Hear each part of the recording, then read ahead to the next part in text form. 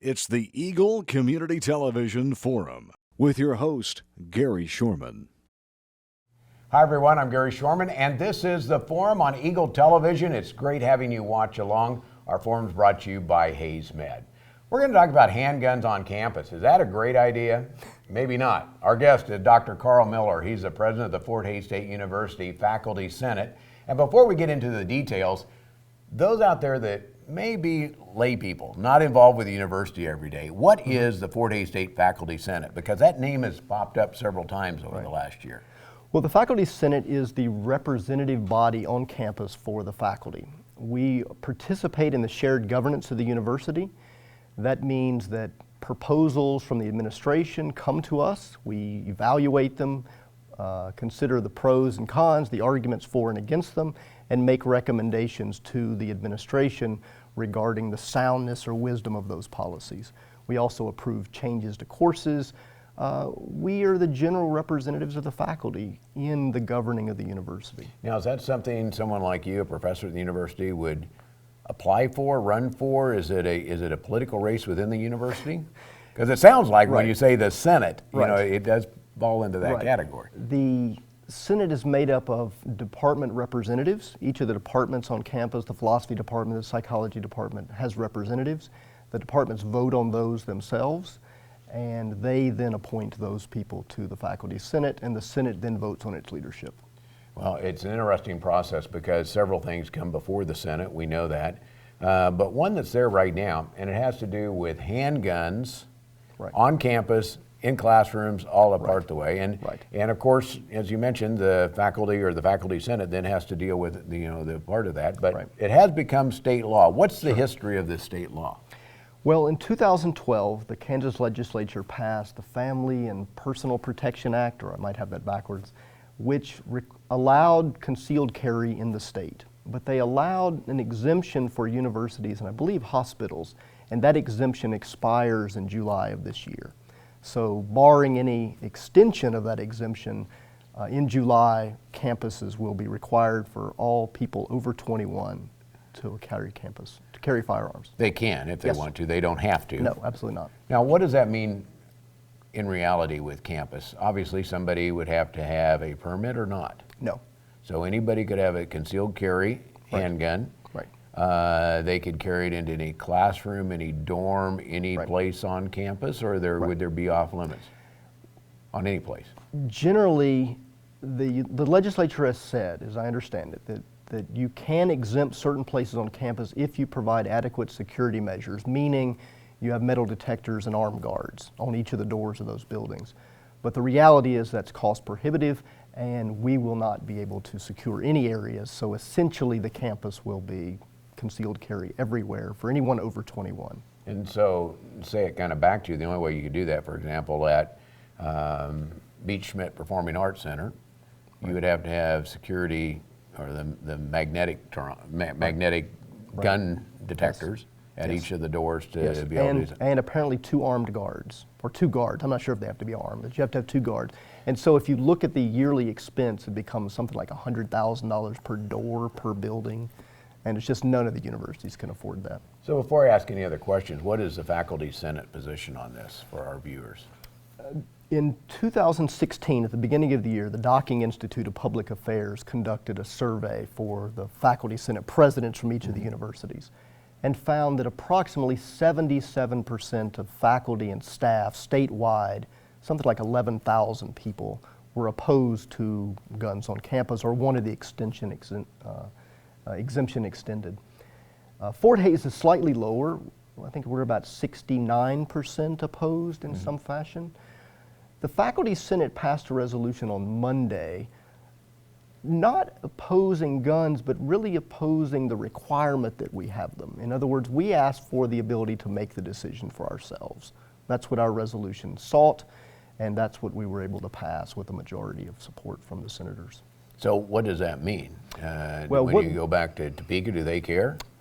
That's an excellent question, and it's not clear that there's the will in the Senate and the House to overturn the bill or to extend the exemption. And even if there were, Governor Brownback seems reluctant to do that. So It's not clear how much of an impact we will have, but we do what we can. So the idea being is you pass it, and then what happens next? You send it to Topeka, you send it to... We have How do sent you it do to that? some of the legislators indicating our position, and I know that some of them have received it, some of them have acknowledged receipt of that. Whether it will go anywhere and whether there's the will to act on it, I don't know. I think at this point, probably not. You know, there's a lot of pro-arguments for why personal protection is important, Right. especially in today's world. Right. And we live in a part of the world where there's a lot of guns out there for doing that. How does it compare with other places around the country? When you talk about everywhere from California to New York, because I know part of the research of the Docking Foundation was Right. to find out Sure. that answer. As far as I understand it, there are 8 states now that allow concealed carry on campuses. And I think we would be maybe the 9th. I think that's the number. So there are several states that have allowed this for the last few years. The research on that would be interesting. There is a Johns Hopkins study that came out in October of last year that looks at firearm statistics and campus usage and concludes that overall it's not likely to have a positive effect on campus life, that there's a good chance it will actually increase violence, and it's very unlikely to lead to a diminution of campus shooters, which seems to be one of the arguments they've made. I know when you look at this, there's several rules and laws go into effect here. Right. You mentioned that you're hoping that Fort Hays would have a chance to decide on their own, number Right. one. Right. But secondly, are there some other legal things going on as far as whether universities would even be required to because of some other state law? Is that correct? What is that all about? There are states that have sued for the right to have campuses decide for themselves, but I'm not sure whether those lawsuits are going to be effective. But there have been efforts made by various campuses and states to oppose these through the courts. We'll see whether there's any traction on that, but I'm not aware that any Kansas universities are participating in those lawsuits yet. Okay, we'll talk about some of the other Kansas universities, what the feedback is from those campuses as well. Our guest is Dr. Carl Miller, and he is the president of the Fort Hays State Faculty Senate. Back with more after this from Hays Med. Hays Med is your first and best choice for healthcare. They're the only facility providing tertiary level services in this region. With more than 70 physicians and 26 specialties ranging from heart, orthopedic, spine care, cancer, obstetrics and gynecology, wound care, rehabilitation and surgery, including the Da Vinci robotic surgery, Hays Med is your comprehensive health provider for people throughout Western Kansas. Hays Med, helping people be healthy. Are you frustrated with Wi-Fi dead zones in your home? It happens when you don't have Pulse, the cutting-edge Wi-Fi solution from Eagle Communications. A Pulse-certified Eagle technician maps your home, then installs a dual-band modem and router, plus discrete access points to deliver wall-to-wall Wi-Fi with no dead zones. Pulse powers all your family's devices in all the places you love to live. Get Pulse. Wi-Fi made simple. Only from Eagle Communications. Call today. Welcome back to the second half of our Forum program. Again, it's good to have you watching along as our Forum program is brought to you by Hays Med. If you have any ideas for future programs, maybe some feedback on this one, I'd like to hear from you. Gary.Shorman@eaglecom.net is my email account. You can also go online and Facebook, and we're listed under ECTV Forum, Eagle Communications TV Forum. I'd like to hear from you. Our guest is Dr. Carl Miller. He is not only a professor at Fort Hays State, but has the opportunity to be the president of the Fort Hays State University Faculty Senate. They get to decide some of the things that go on and at least have input on what goes on at the university. We're talking about gun control and having guns on campus. Your next step is to, one, probably go to Topeka, but before we talk about that, what's going on at other universities in the state? KU, K-State, what are they saying? KU passed a resolution similar to ours last year, September, October of last year. I know Emporia State passed a very similar resolution opposing guns on campus, and I believe that K-State is presently passing one maybe today. I think this week they'll be voting on that, and so some of the other state schools are doing sort of the same thing we are.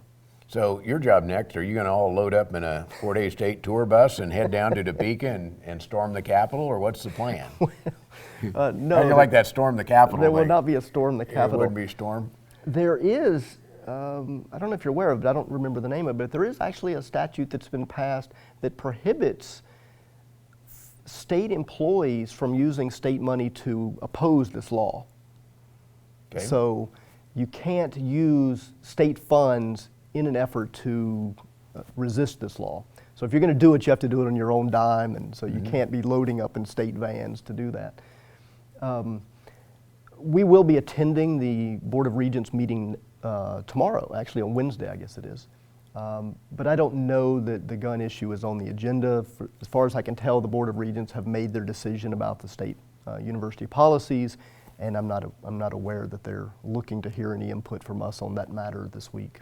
Well, one of the things I know with the new university president at Fort Hays State, there's so many issues that require a push, so many issues require saving money, so many issues trying to do the building, and some great building going on. Sure. Does this get lost in kind of the whole mix of what's going on at a university and how we actually, can afford to stay open, guns or not? Yeah, I don't know that it gets lost, but I do think that the administration has taken the position largely that it's out of their hands. This is a state law, it's a statute. They don't get much more say in the matter. So we're worried about things that we can make a difference, control, things that we can decide, and the gun legislation at this point doesn't seem to be one of those. So by voting that way, it's a good suggestion that you're sending their way, and then they can decide what to do with it at that point. Yes. Somebody out there has some interest in this. They'd like to know, where do they find you? At the university, obviously, but what's the best way to contact you? Yes, I'm in the philosophy department. I'm an associate professor of philosophy, so you can look me up online and email me through the university. Connect that way. Well, sure. Doc, thanks for being on our program. Thank you so much. Dr. Carl Miller has been our guest here, professor at Fort Hays State University, and he is the president of the Fort Hays State University Faculty Senate. And obviously a lot of goes into the thought process in Kansas for doing a lot of things, but participating in the process is so very important. That's right. Thanks for watching The Forum here on Eagle Community Television. It's brought to you by Hays Med and by Eagle Communications, our community connected. It's a beautiful day in our super high-speed internet great customer service neighborhood. Like you, this is where we live. In fact, our company is employee-owned, so it's our goal to improve the quality of life for everyone in our community by delivering faster, more reliable internet, clearer, more feature-laden phone service, quality TV channels, all with the level of customer service you'd expect from people who are your neighbors. Eagle Communications, our community connected.